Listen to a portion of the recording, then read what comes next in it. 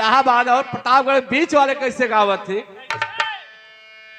कि गुण ढंग नाही सात संग ना सहूरवा नैया के खेवैया लाग आई हो माँ।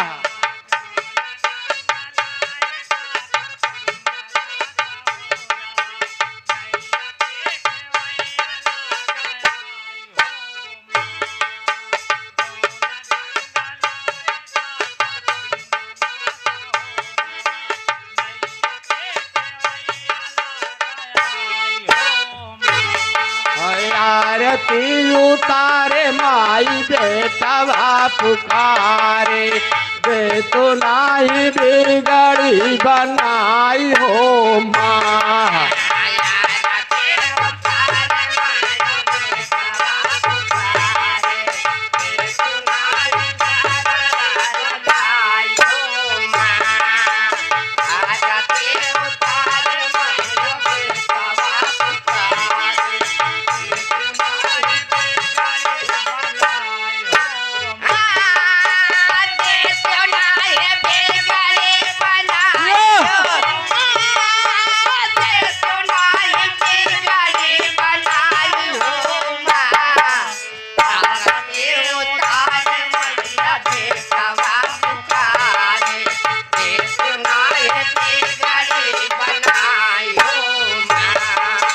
सारा जग पूज तो कनेरिया चढ़ाई के श्रद्धा के सुमानवा चढ़ाई हो माँ।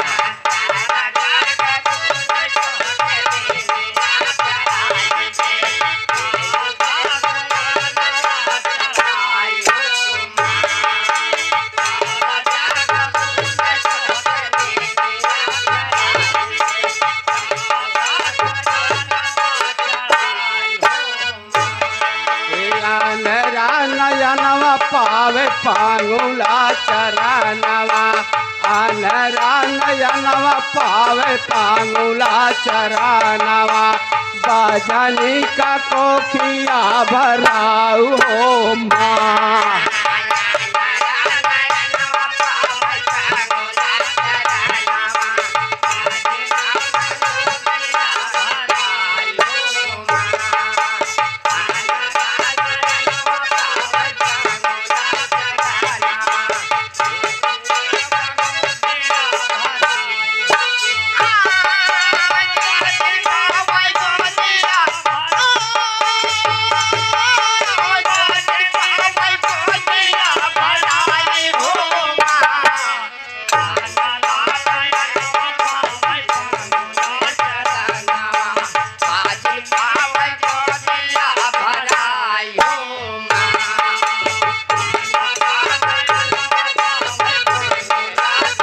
जिया रे बचवा जिया।